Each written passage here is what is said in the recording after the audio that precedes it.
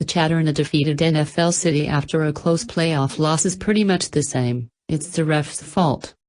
Oh, there's talk about dropped passes, turnovers, blown opportunities, play calling, and the slings and arrows of outrageous misfortune. But the refs, man.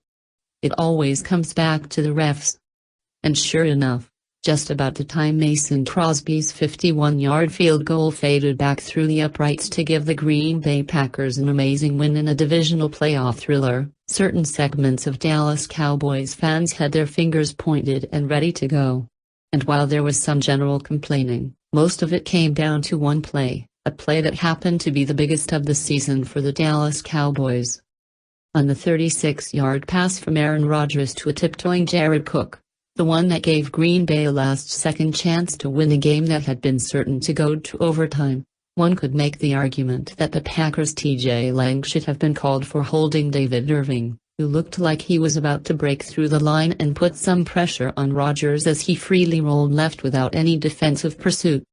When you slow it down and go frame by frame, then, yeah, I guess you could realistically pitch the idea that Green Bay got away with one on a play that led to another Dallas playoff disappointment. Lang's hands are on the pads and Irving's arms are up like he's being restrained. Holding. Slow motion can be deceiving, though. In real time, Irving is one of 3 Cowboys pass rushers going against 6 Packers linemen. Because of the numeric mismatch, he's engaged by center Corey Linsley, not Lang, who comes over later. The clean block by Linsley plus the admittedly handsy push by Lang knock Irving over, disrupting his rush. 2 things: 1, there was still another blocker to get through if Irving had somehow broken the double team. Rodgers was going to be open to throw the pass no matter what. 2, Irving didn't protest immediately as many players do after they feel they've been held. Putting it all together, this didn't look like a hold. Maybe you disagree. Either way, no hold like that would ever have been flagged on that play. Regardless of whether or not you think it's right that the first minute of games are officiated differently than the last minute of games, they are. And unless Lang did a Vontaze fit on Irving or horse-collared him as the defender chased down Rodgers, there was never going to be a call.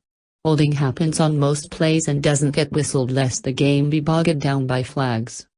Do you actually think it was going to earn a call on the last offensive play of the game? The ideas of sports conspiracies are always ridiculous, always. Yes, that means your 1985 NBA draft lottery. They're especially ridiculous when officials are supposedly doing the bidding of the league, as it implies a sort of massive, Watergate-style cover-up complete with parking garage conversation between Hal Holbrook and Ed Hochulai's biceps.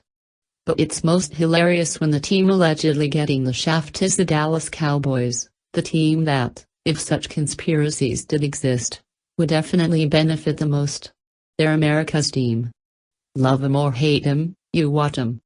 The NFL couldn't have been more pleased with the Cowboys' 13-3 season, and all the primetime games in the home playoff game and the massive attention that surrounded their every move. Suggesting that the Cowboys don't get the calls is even more absurd than when Mike Krzyzewski whines about the officiating after a Duke loss. It's cathartic to blame the refs for a tough loss, and in very rare cases they deserve the scorn and scrutiny. Not this time. And if you're a Cowboys fan who disagrees, look at the picture below and note that no penalty was called on this play. You could find a half-dozen similar missed calls on both sides of the ball. Maybe this will sway you. But probably not.